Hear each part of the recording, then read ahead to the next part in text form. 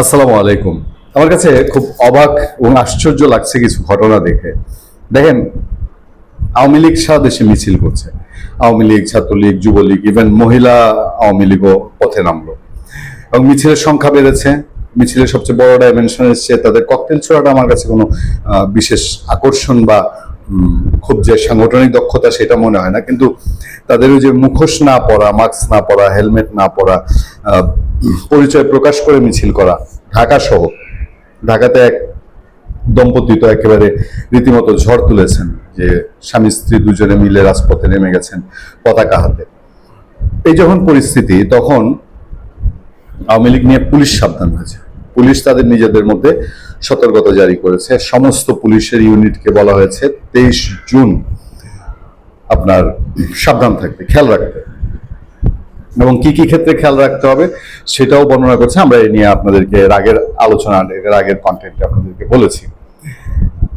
এরপর নাহিদ ইসলাম, না সরি নাহিদ ইসলাম না, সেই যে সাবেক উপদেষ্টা আসিফ মাহমুদ সজীব ভুইয়া, এনসিপির মুখপাত্র, বলে বসলো আওয়ামী লীগ এখন আর প্রাসঙ্গিক না। আওয়ামী লীগকে অন্তর্বর্তীকালীন সরকার, ইউনূস সরকারের সময় থেকে এই নাহিদ ইসলাম, আসিফ মাহমুদ সজীব ভুইয়া এবং এদের এনসিপি এবং জামাতের কর্মকাণ্ডের কারণে আওয়ামী লীগ রাজনীতিতে প্রাসঙ্গিক হয়ে গেছে অনেক আগে। এবং এখন তাদের নিজেদেরই যারা গডফাদার, যারা তাদের মাস্টার মাইন্ড হিসেবে পরিচিত, মাহফুজ আলমরা বলছে যে আওয়ামী লীগ চলে এসছে। তাদের আরেক গুরু আসিফ নজরুল স্বীকার করে নিয়েছে আওয়ামী লীগ চলে এসছে। এই যে একটা তাদেরই একটা, তাদের মুখে আমি এর আগে কিছু আলোচনা আপনাদেরকে বলতাম, আওয়ামী লীগ কিছুই করে না। আওয়ামী লীগ যখন ঘাপটি মেরে বসেছিল, কোনো ঝটিকামি ছিল সেই অর্থে করে না। কলকাতা থেকে মাঝে মধ্যে শেখ হাসিনা ইন্টারভিউ দেয়, তখন বাংলাদেশের ভেতরে থেকেই এই এনসিপি এরা এরা এত বেশি আওয়ামী লীগ করতো, তার মধ্যে দিয়ে আওয়ামী লীগ প্রাসঙ্গিক হয়ে গিয়েছিল। সেই নিয়ে আলোচনা, সাথে থাকুন, দেখতে থাকুন।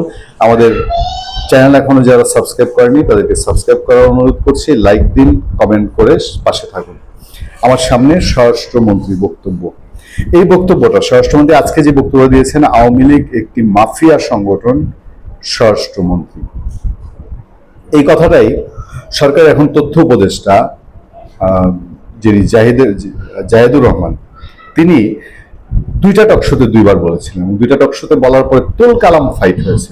সাবেক সচিব আবু আলম শহীদ খানের সঙ্গে একবার হয়েছিল, তারপর আলোচক মাসুদ কামালের সাথে হয়েছে। তারা ব্যাপক তর্ক করেছিল।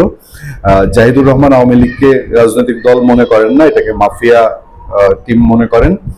আর অন্যরা যুক্তি দিয়ে বুঝিয়ে দিয়েছিলেন যে আওয়ামী লীগ বাংলাদেশের স্বাধীনতা এনেছে, আওয়ামী লীগ বাংলাদেশের রাষ্ট্র প্রতিষ্ঠা করেছে, ফলে তাকে শুধু তার এই 15 বছরের শাসনের বিচারে তাকে মাফিয়া দল বলা যায় না। তাকে মাফিয়া দল বললে বাংলাদেশে বিএনপির অবস্থাও নড়বড়ে হয়ে যায়, কারণ তাদের দু দলের মধ্যে তো মৌলিক শাসন ক্ষমতা চালানোর কোনো পার্থক্য নেই। স্বরাষ্ট্রমন্ত্রী কি বলছেন আমরা আগে একটু জেনে নেই। স্বরাষ্ট্রমন্ত্রী বলছেন, কার্যক্রম নিষিদ্ধ আওয়ামী লীগকে মাফিয়া সংগঠন আখ্যা দিয়ে স্বরাষ্ট্রমন্ত্রী সাউদ্দিন আহমেদ বলেছেন, দলটি 23 জুন প্রতিষ্ঠাবার্ষিকীকে কেন্দ্র করে দেশে অস্থিতিশীলতা সৃষ্টির চেষ্টা করতে পারে। এই আশঙ্কায় সারা দেশে পুলিশকে সতর্ক থাকতে নির্দেশ দেওয়া হয়েছে। শনিবার সচিবালয়ে স্বরাষ্ট্র মন্ত্রণালয়ের সম্মেলন কক্ষে সাংবাদিকদের সঙ্গে আলাপকালে তিনি এসব কথা বলেন। এক প্রশ্নের জবাবে স্বরাষ্ট্রমন্ত্রী বলেন, সতর্কতা জারি করা আমাদের দায়িত্ব। 23 জুনকে কেন্দ্র করে সন্ত্রাস বিরোধী আইনের আওতায় কার্যক্রম নিষিদ্ধ একটি সংগঠন কোনো ধরনের স্থিতিশীলতা সৃষ্টির চেষ্টা করতে পারে বলে আশঙ্কা রয়েছে। পুলিশ বাহিনী সে অনুযায়ী দায়িত্ব পালন করবে। আওয়ামী লীগকে রাজনৈতিক দল হিসেবে দেখেন কিনা এমন প্রশ্নের জবাবে তিনি বলেন, আমরা রাজনৈতিকভাবে বলি আওয়ামী লীগ কোনো রাজনৈতিক দল নয়, এটি একটি মাফিয়া সংগঠন। তারা দেশে অস্থিতিশীলতা সৃষ্টির চেষ্টা করতে পারে, সে কারণেই সারা দেশে সতর্কতা জারি করা হয়েছে। মন্ত্রী বলেন, আইন শৃঙ্খলা রক্ষাকারী বাহিনী পরিস্থিতি নিবিড়ভাবে পর্যবেক্ষণ করছে, কোথাও যাতে কোনো ধরনের বিশৃঙ্খলা বা সংঘাতের ঘটনা না ঘটে সেজন্য প্রয়োজনীয় ব্যবস্থা নেওয়া হয়েছে। এর আগে আওয়ামী লীগের প্রতিষ্ঠাবার্ষিকী উপলক্ষে পুলিশ সদর দপ্তর, যেটা আমি বলছিলাম আপনাদেরকে, দেশের সব মেট্রোপলিটন পুলিশ কমিশনার ও রেঞ্জ ডিআইজির কাছে একটি জরুরি বার্তা পাঠায়। সেখানে প্রয়োজনীয় সতর্কতা ও নিরাপত্তামূলক ব্যবস্থা গ্রহণের নির্দেশ দেওয়া হয়েছে। পুলিশ সদর দপ্তরের নির্দেশনায় বলা হয়েছে, 23 জুন আওয়ামী লীগ দেশের বিভিন্ন স্থানে দলীয় কর্মসূচি পালনের চেষ্টা করতে পারে। এসব কর্মসূচিকে কেন্দ্র করে অন্য রাজনৈতিক দল, বিশেষ করে এনসিপি এবং বৈষম্যবিরোধী ছাত্র আন্দোলনের নেতাকর্মীদের সঙ্গে উত্তেজনা বা সংঘর্ষের আশঙ্কা রয়েছে। এ কারণে সম্ভাব্য পরিস্থিতি মূল্যায়ন করে আগাম নিরাপত্তা ব্যবস্থা দেওয়ার নির্দেশ দেওয়া হয়েছে। স্বরাষ্ট্রমন্ত্রী বলেন, আইন শৃঙ্খলা পরিস্থিতি স্বাভাবিক রাখতে পুলিশ, গোয়েন্দা সংস্থা ও সংশ্লিষ্ট বাহিনীগুলো সমন্বিতভাবে কাজ করছে। কোনো ধরনের নাশকতা বা বিশৃঙ্খলার চেষ্টা করা হলে তা কঠোরভাবে মোকাবেলা করা হবে।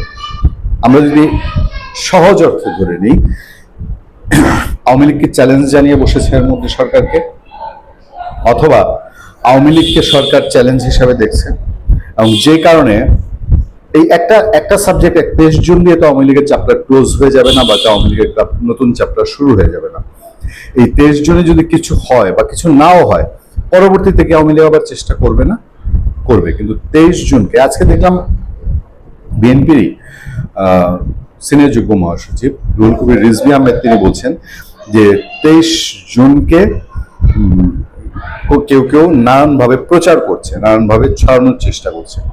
তো সরকারই তো নিজে সাবধান হয়ে গেছে, সরকার এবং সরকারের উইংগুলোকে সতর্ক করা হয়েছে যে 23 জুন আওয়ামী লীগ কিন্তু ঘোষিত কোনো কর্মসূচি এখনো দেয়নি। তাদের সোশ্যাল মিডিয়ায় যেসব প্ল্যাটফর্মে তারা তাদের জানান দেয়, সেসব জায়গায় কোনো কিছু জানান দেয়নি। তাহলে 23 জুন নিয়ে সরকারই কেন এত আগে এত তটস্থ বা ব্যতিব্যস্ত হয়ে গেছে? ভালো থাকবেন, সুস্থ থাকবেন। আপনাদের সাথে আমি আতিক রহমান, পূর্ণিয়া।